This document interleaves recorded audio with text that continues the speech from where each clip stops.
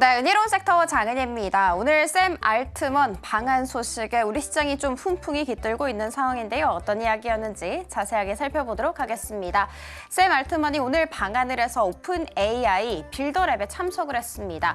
오픈 AI 빌더랩이라는 것은 오픈 AI가 주최를 하고 있는 개발자 컨퍼런스라고 생각을 해주시면 되는데, 이번 컨퍼런스에 국내 AI 기업 인사들 무려 100여 명이나 참석했다고 합니다. 자, 여기에서 샘 알트먼 이 누구를 만나서 어떤 이야기를 할까 시장은 굉장히 주목을 하고 있는 상황인데, 일단 카카오 대표와 크래프톤 대표를 만나고요. 플러스 알파로 SK의 최태원 회장과 삼성전자 DS 부문 수장을 원래 만나기로 했었는데, 어제 마침 또 이재용 회장이 무죄를 선고를 받게 됐죠. 그래서 업계에서는 샘 알트만과 이재용 회장이 직접 만나지 않겠냐, 이런 가능성 높게 점쳐지고 있다는 점 체크해드리도록 하겠습니다. 자, 그리고 무엇보다도 가장 중요한 이슈는 바로 카카오라고 볼 수가 있겠죠. 카카오는 작년에 자체 AI 서비스인 카나나를 공개를 했습니다. 그리고 올해 말 정도에 출시할 예정이었죠.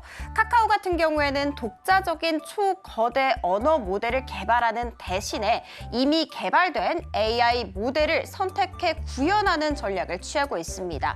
여기에서 이미 개발된 AI 모델은 우리가 쉽게 말해서 챗GPT 이런 거를 떠올려 볼 수가 있는데, 챗GPT와 협업을 하게 된다면 더할 나위 없이 좋겠죠. 그런데 이 더할 나위 없이 좋은 이야기가 오늘 오전 11시경에 들려왔습니다. 오픈 AI와 전략적 제휴를 맺고 챗GPT 기술을 카나나 서비스에 활용키로 하게 됐다라는 점 체크해드리도록 하겠습니다. 자, 그러면 삼성전자와 SK 하이닉스와 함께 협업이 기대되는 부분은 어떤 것이 있을까? 샘 알트먼은 일본의 한 인터뷰에서요, AI 전용 단말기를 출시할 것이다 라고 인터뷰를 했습니다. 여기에 삼성전자를 좀 얹어갈 수가 있을까? 삼성전자 기기에다가 오픈 AI의 소프트웨어를 얹어서 오픈 온디바이스 AI를 좀 개발하지 않겠냐라는 기대감도 역시 모여지고 있는 상황이라는 점 체크해드리도록 하겠습니다. 자, 그리고 샘 알트먼이 또 일본 인터뷰에서 자체 AI 반도체 개발에 나설 것이다 라고 인터뷰를 하기도 했었는데요. 이 부분에 대해서도 삼성전자, SK 하이닉스와 협업이 좀 기대되고 있습니다. 플러스 알파로 이 부분에 대해서 HBM 물량 확보 논의 기대해 볼 수가 있을 것 같습니다.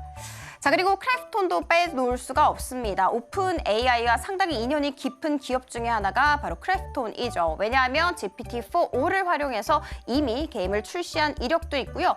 그리고 크래프톤의 구성원 95%가 지금 현재 챗GPT를 통해서 생성형 AI를 사용하고 있다고 합니다. 자, 그리고 또 다른 기대되는 깜짝 발표는 오픈 AI의 한국 법인 설립입니다. 지금 현재 아시아 중에서 일본과 싱가포르의 오픈 AI의 지사가 설립이 이미 된 상황인데 한국은 없죠. 그래서 업계에서는 한국 지사가 좀 오래 설립되지 않겠냐라고 유력한 상황이다라고 예상하고 있습니다. 자, 그리고 두 번째 이야기 들어가 보도록 하겠습니다. LIG 넥스원 이야기인데요. 어닝 서프라이즈를 내놨습니다. 작년 매출액 3조 2,700억 원을 넘어서게 되면서 전년 대비해서 42% 성장했고요.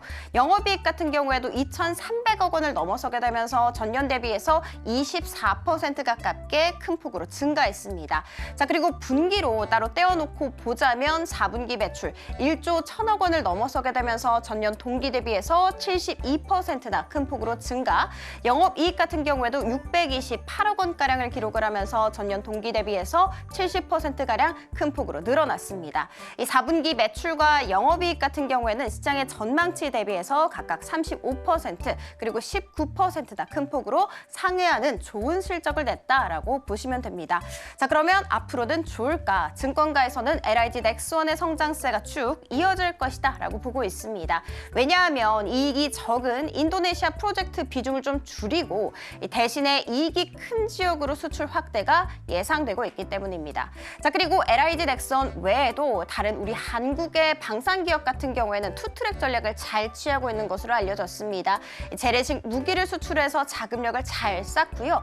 첨단 무기 체계 R&D를 통해서 미래 먹거리를 확보를 하면서 동시에 해외 수주 잔고 역시도 잇따라 쌓아가고 있습니다. 이 투트랙 전략 같은 경우에는 앞으로도 더 더 가속화될 것이다라고 증권가에서는 말하고 있다는 점 알려드리도록 하겠습니다.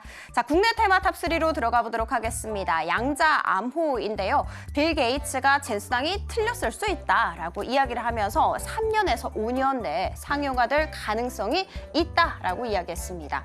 그러면서 마이크로소프트가 세상에서 가장 강력한 양자 기계를 올해 말에 출시할 예정이다라고 코멘트하기도 했습니다.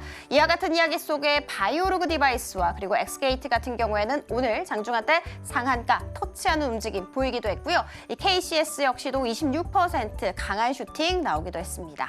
자, 자동차 2차 전지 IT입니다. 제가 어제 이 자리에서 또 트럼프 관세 이슈로 인해서 좀 지지부진하다라고 코멘트를 드렸었는데 오늘 세 섹터 모두 다 반등세 잘 그려주고 있습니다. 왜냐하면 미국의 트럼프가 멕시코, 캐나다 관세 조치를 한 달 정도 유예키로 했기 때문이죠. 이 멕시코, 캐나다와 마약 및 중무기 밀매 차단 플러스 알파로 국경 강화에 대해서 논의 중이라고 합니다. 기아 같은 경우에도 어제 큰 폭으로 떨어졌지만 오늘 3%대 반등 나서주고 있고요. 에코프로 같은 경우에도 8%대 반등 시원하게 그려주고 있습니다. LG전자 같은 경우에는 어제 52주 최저가를 기록한 바가 있었는데 오늘 1% 가깝게 올라오고 있습니다. 자, 그리고 마지막은요, 히토류입니다. 이 멕시코, 캐나다에 이어서 중국 역시도 관세 유예되지 않겠냐라는 가능성 당연히 높게 점쳐지고 있습니다. 자, 그리고 미국의 또 트럼프가 우리는 우크라이나한테 무려 440조 원이나 지원을 했다. 여기에 상응한 대가를 원한다라면서 히토류에 대해서 언급을 했습니다. 우크라이나와 히토류 거래 검토 중이라고 이야기했고요. 이온과 유니언 머티리얼 같은 경우에는 나란히 지금 두 자릿수까지 급락세를 보이고 있다는 점 체크 함께 도와드리도록 하겠습니다. 자, 지금까지 은혜로운 섹터 함께 살펴봤습니다.